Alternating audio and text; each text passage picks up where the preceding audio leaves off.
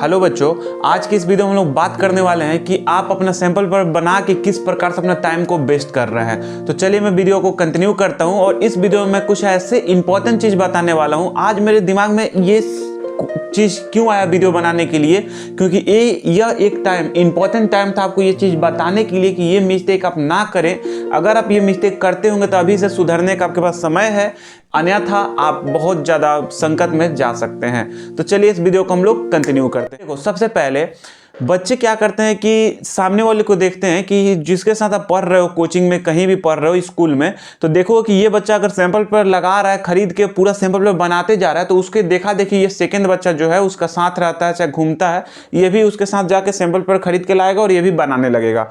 अब यहाँ पे मिस्टेक क्या होता है ये देखो, होता क्या है कि अभी तक आपका 27 फरवरी से आपका एग्जाम चालू होने वाला है और आज आपका 10 तारीख हो गया, बचा है सिर्फ 17 दिन। और इसमें एक बच्चा है जो पूरा सिलेबस कंप्लीट कर लिया है और फिर सैंपल पेपर लगा रहा है, लेकिन आप जो हो अभी तक कुछ नहीं पढ़े हो, कुछ मतलब चाहे थोड़ा बहुत पढ़े हो, आपका लगभग 7-8 चैप्टर बाकी है और आप इसको देखा देखी आप भी गए सैंपल पर खरीद कर लगाने लगे, तो यही बड़ा गलती है। आप पूरा सैंपल पर लगा लीजिएगा, आपका टाइम वेस्ट होगा। याद रखो, वेस्ट टाइम होगा, उसके अलावा कुछ नहीं होगा। क्यों होगा समझो। देखो, आपने पहला गलती किया कि सैंपल पर खरीद लिया बिना सिलेबस किए हुए और आप लगाने लगे, आपका टाइम तो वेस्ट हुआ ही हुआ। दूसरा क्या हुआ कि आपका कॉन्फिडेंस लेवल डाउन हो जाएगा। जैसे आप सैंपल पेपर लगाइएगा तो उसमें से आपका बहुत सारा क्वेश्चन नहीं बनेगा, क्योंकि सैंपल पेपर का मतलब यही होता है कि वो मिक्स क्वेश्चन रहता है, पूरा चैप्टर से क्वेश्चन रहता है। तो आपको क्या करना है, इसमें सवाल आता है कि भैया मैं क्या करूं, अभी तक मेरा अच्छा से मैं नहीं पढ़ पाया हूं, मैं एक मीडियम स्टूडेंट हूं, चाहे मैं कुछ नहीं पढ़ पाया हूं, चलो तो मैं क्या करूं। तो देखो, आपका लगभग 17 दिन बचा है, पहला एग्जाम इंग्लिश का है, तो आप इस प्रकार से सैंपल पेपर अभी मत खरीदो। अगर खरीद ली हो तो ठीक है, रखो अभी साइड रखो उसको।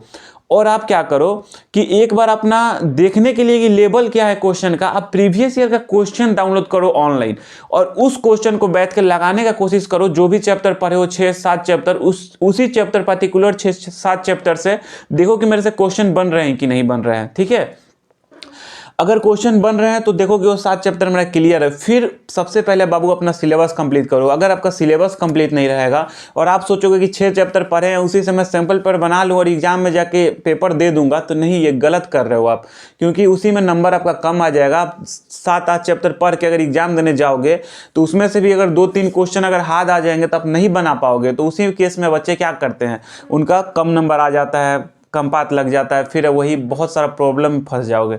तो सबसे पहले मैं आपको डरवाने का काम नहीं कर रहा हूँ, एक आपको सही पाथ पे बताने का काम कर रहा हूँ कि अभी से भी सबसे पहले अपना सिलेबस कंप्लीट करिए और उसके बाद सैंपल पर अगर समय बचता है तो लगाइए। ठीक है, एनसीईआरटी बेस्ट है, एनसीईआरटी को मेन फॉलो करिए। ठीक है, चाहे वो साइंस हो, चाहे मैथ हो, कुछ भी हो। और पहला एग्जाम आपका इंग्लिश का है, तो बहुत बच्चे कहेंगे कि भैया इंग्लिश का सैंपल पर लगाना है कि नहीं। तो देखो, लैंग्वेज सब्जेक्ट जो है ना, इंग्लिश और हिंदी, उनका सैंपल पर लगाना है, लेकिन किस प्रकार से लगाना है ये भी डिपेंड करता है। आज जो भी बच्चे हैं पूरा पढ़ लिए वो तो सही है कि वो पूरा अपना सैंपल पर लगाएंगे। जो अभी उतना अच्छा से नहीं पढ़ पाए हैं, सबसे पहले जो लिटरेचर सेक्शन होता है उसको क्या करें कि अपना बुक से कंप्लीट कर ले चैप्टर पूरा। आप या तो मोबाइल का हेल्प ले सकते हैं, बहुत सारा चैनल यूट्यूब पर अवेलेबल है जो आपको समरी बता देता है। तो पूरा चैप्टर का समरी आपके दिमाग में रहना चाहिए इंग्लिश का, कि कोई भी क्वेश्चन पूछे उससे आंसर आप दे दे। ठीक है, पहला चीज। दूसरा चीज, जो आपका राइटिंग सेक्शन होता है उसको आपको सैंपल पेपर से क्लियर करना है। किस प्रकार से क्लियर करना है, सैंपल पेपर में चाहे एजुकाद हो चाहे सवाल हो, उसमें देखना आंसर शीट के साथ दिया रहता है राइटिंग सेक्शन, तो उसको आपको प्रैक्टिस करना है, बार बार प्रैक्टिस करना है, क्योंकि उसी प्रकार से क्वेश्चन राइटिंग सेक्शन जो भी दिया रहता है सैंपल पेपर में, चाहे प्रीवियस ईयर को भी उठा के आप प्रैक्टिस कर सकते हो राइटिंग सेक्शन हिंदी और इंग्लिश का, उसी प्रकार से आपका इस बार भी आने वाला है। ज्यादा चेंजिंग नहीं होता है राइटिंग सेक्शन में। ठीक है, तो उसको जितना प्रैक्टिस करोगे राइटिंग सेक्शन का, उतना आपका नॉलेज बढ़ेगा और उतना अच्छा से आप एग्जाम में लिख के आओगे। और लिखने का प्रैक्टिस करना है, राइटिंग सेक्शन को पढ़ना नहीं है। ठीक है, सैंपल पेपर से ही लगा सकते हो राइटिंग सेक्शन इंग्लिश और हिंदी का। ठीक है, उसके बाद चैप्टर आपको पढ़ना जरूरी है, तो उसको जरूर करना। हिंदी इंग्लिश का पूरा चैप्टर आपका क्लियर रहना चाहिए। ज्यादा समय नहीं है आपके पास इंग्लिश के लिए, 5-6 दिन अगर डेली बैठ के अगर थोड़ा बहुत पढ़ लोगे हिंदी इंग्लिश, तो पूरा अच्छे से आप चैप्टर कंप्लीट कर लोगे। यकीन मानो, समरी पढ़ के भी आप एग्जाम दे के आ सकते हो, कोई प्रॉब्लम नहीं होगा। अभी से भी बहुत बच्चे को देखते हैं कि वो पूरा पढ़ लिया, आप समरी पढ़ रहे हो तो क्या प्रॉब्लम होगा, कुछ नहीं होगा। समरी पढ़ के भी आप लिख के आ सकते हो। बस आपको यकीन मानो कि एग्जाम में जाके लिखना है, पेपर छोड़ के नहीं आना, नंबर अच्छा खासा आ जाता है। ठीक है, तो यही सब चीज आपको बताना था कि आपको वो बच्चे की तरह मिस्टेक नहीं नहीं करना है। जो बच्चे कुछ सब कुछ पढ़ के सैंपल पेपर बना रहे हैं और आप अभी तक कुछ नहीं पढ़ो फिर भी सैंपल पेपर बनाते जा रहे हो तो आपके लिए टाइम वेस्ट है। तो आप ऐसा ना करें। और आपका भाई फिर लौटेगा किसी नेक्स्ट वीडियो में।